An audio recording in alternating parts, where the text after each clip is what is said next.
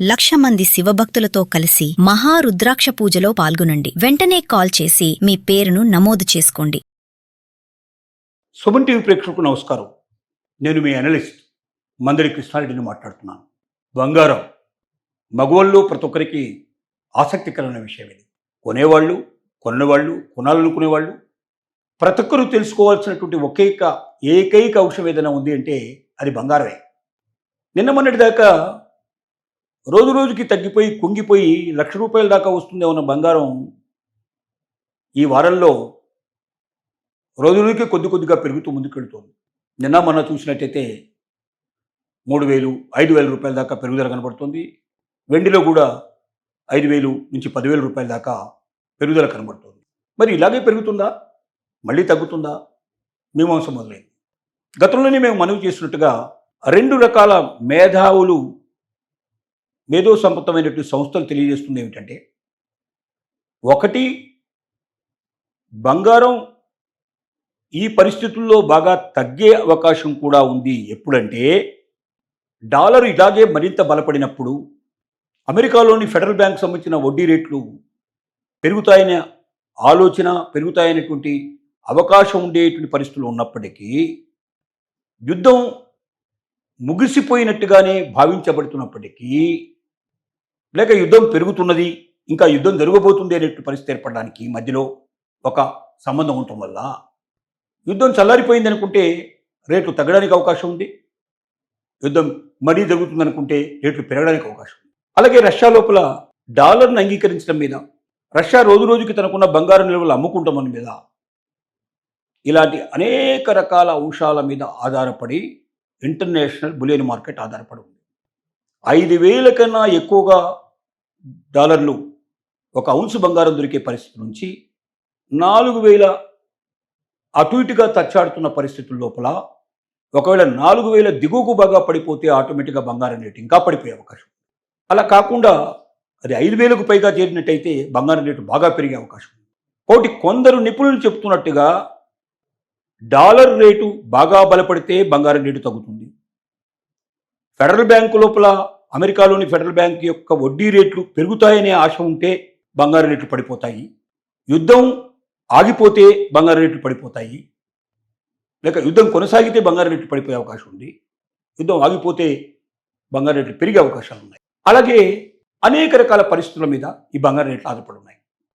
ఒకవైపు చెబుతున్నటువంటి మేధావుల ఆలోచన ప్రకారంగా ఇది 1,30,000, 1,20,000 దాకా దిగొస్తుంది, ₹1,00,000 కూడా వెళ్లే ప్రమాదం ఉందని ఒకవైపు చెప్తూ ఉంటే, మరొక వైపున ఇది అలా కాదు, ఇది మెల్లమెల్లగా పెరుగుతూ ఉంటుంది, ఇది ఇంకా పెరిగే అవకాశం ఉంటుంది అని ఇంకొక వాదన చెప్తున్నారు. కానీ ఇద్దరూ ఒప్పుకుంటున్న విషయం ఏమిటంటే, 2027 మార్చి 31 నాటికి ఖచ్చితంగా 1 తులం బంగారం రేటు భారతదేశపు మార్కెట్లో ఖచ్చితంగా 3 లక్షలు దాటుతుందనేది ఇద్దరు ఒప్పుకుంటున్న అంశం. అలాగే వెండి 5 లక్షల కన్నా దాటినా ఆశ్చర్యపడాల్సిన అవసరం లేదు 1 కిలో అని అందరూ ఒప్పుకుంటున్న అంశం. కాబట్టి ఒక రోజులో పెరిగిందా, ఒక రోజులో తగ్గిందా, 5,000 పెరిగిందా, 10,000 పెరిగిందా, లేక 10,000 తగ్గిందా అనేటువంటి దాని మీద పెద్దగా ఆధారపడాల్సిన అవసరం లేదు. ఈ యుద్ధం తటస్థంగా, అంటే యుద్ధం జరుగుతుందా ఆగుతుందా అనేటువంటి ఒక సంక్షోభ పరిస్థితుల్లో ఇలాగే ఉంటుంది మార్కెట్ పరిస్థితి అంతా కూడా. ఒక్కసారి యుద్ధం విషయం ఏమిటో తేలిపోయి 60 రోజుల తర్వాత మరి శాశ్వతమైనటువంటి ఒప్పందం చేసుకుంటూ ఉంటుంది అమెరికా, ఇరాన్, ఇజ్రాయిల్. ఆ శాశ్వత ఒప్పందం జరిగి శాశ్వతంగా ఈ యుద్ధం ఉండదు అన్నప్పుడు మాత్రం ఖచ్చితంగా బంగారం రేట్లు పరుగులు తీస్తుందని ఖచ్చితంగా చెప్పచ్చు. కానీ యుద్ధం జరుగుతున్నంత కాలం మాత్రం రేట్లు డౌన్ అయ్యే పరిస్థితి ఏర్పడుతుంది తప్ప పెరిగే అవకాశాలు తక్కువ ఉంటాయి.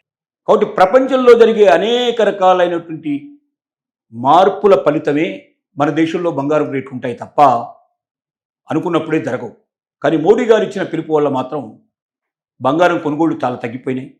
పాత బంగారాన్ని అమ్మేసేటువంటి సంఘటనలు చాలా జరిగాయి. 50 టన్నుల బంగారం ఆల్రెడీ మార్కెట్లో అమ్మేయడం జరిగింది పాత బంగారాన్ని. ఇప్పటికీ ప్రతిరోజు కూడా పాత బంగారాన్ని అమ్ముతున్నటువంటి సంఘటనలు జరుగుతున్నాయి. దానికి కారణం ఏమిటంటే, ఇంకా రేటు పడిపోతుందనే భయంతో చాలామంది పాత బంగారాన్ని అమ్ముకుంటున్నారు. బాగా రేటు పెరిగే పరిస్థితి ఉన్నప్పుడు అప్పుడు కొనుక్కుందాం అనే ఉద్దేశంతో ఉన్నారు. కాబట్టి ఈ పరిస్థితి జరుగుతున్నాయి. అందుకే ఆచితూచి వేయండి. కొనేవాళ్ళు జాగ్రత్తగా ఆలోచించుకోనండి, అమ్మేవాళ్ళు జాగ్రత్తగా ఆలోచించి అమ్మండి. ప్రస్తుత పరిస్థితి ఇదమిద్దంగా లేని పరిస్థితి.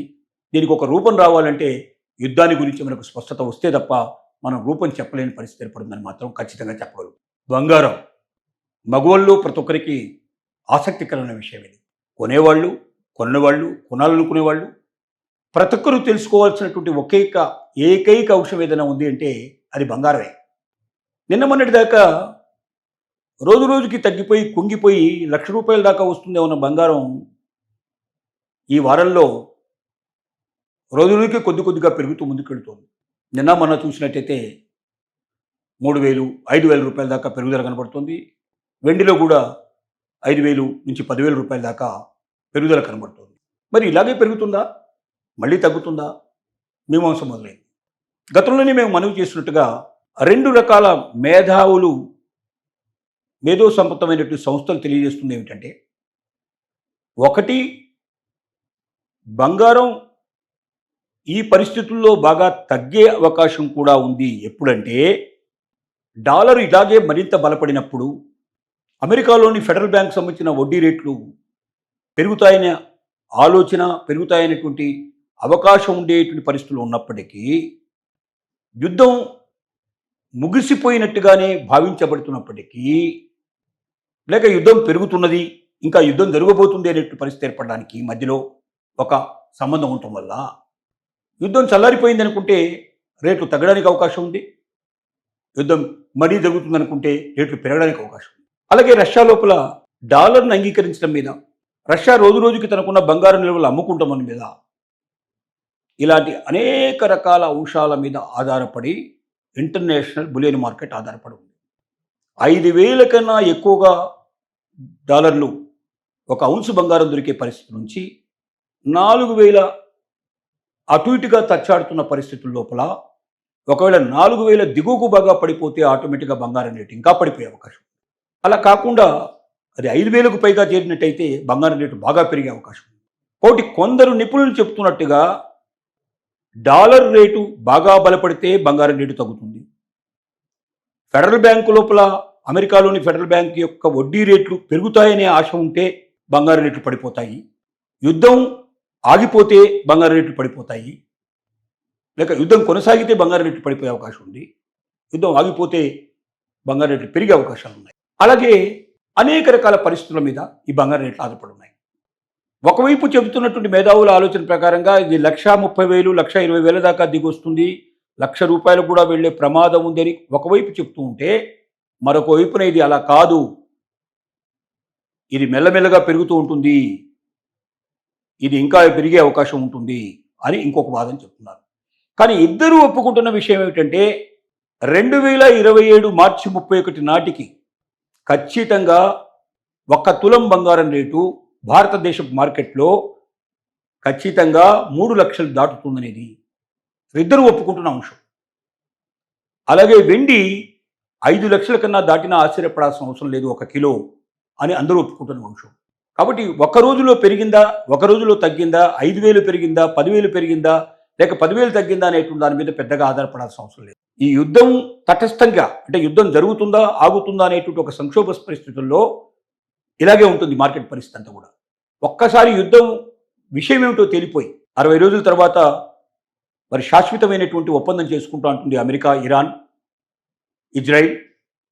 ఆ శాశ్వత ఒప్పందం జరిగి శాశ్వతంగా ఈ యుద్ధం ఉండదు అన్నప్పుడు మాత్రం ఖచ్చితంగా బంగారం రేట్లు పరుగులు తీస్తుందని ఖచ్చితంగా చెప్పచ్చు. కానీ యుద్ధం జరుగుతున్నంత కాలం మాత్రం రేట్లు డౌన్ అయ్యే పరిస్థితి ఏర్పడుతుంది తప్ప పెరిగే అవకాశాలు తక్కువ ఉంటాయి. కాబట్టి ప్రపంచంలో జరిగే అనేక రకాలైనటువంటి మార్పుల ఫలితమే మన దేశంలో బంగారం రేట్లు ఉంటాయి తప్ప అనుకున్నప్పుడే జరగవు. కానీ మోడీ గారు ఇచ్చిన పిలుపు వల్ల మాత్రం బంగారం కొనుగోళ్లు చాలా తగ్గిపోయినాయి. పాత బంగారాన్ని అమ్మేసేటువంటి సంఘటనలు చాలా జరిగాయి. 50 టన్నుల బంగారం ఆల్రెడీ మార్కెట్లో అమ్మేయడం జరిగింది పాత బంగారాన్ని. ఇప్పటికీ ప్రతిరోజు కూడా పాత బంగారాన్ని అమ్ముతున్నటువంటి సంఘటనలు జరుగుతున్నాయి. దానికి కారణం ఏమిటంటే ఇంకా రేటు పడిపోతుందనే భయంతో చాలామంది పాత బంగారాన్ని అమ్ముకుంటున్నారు.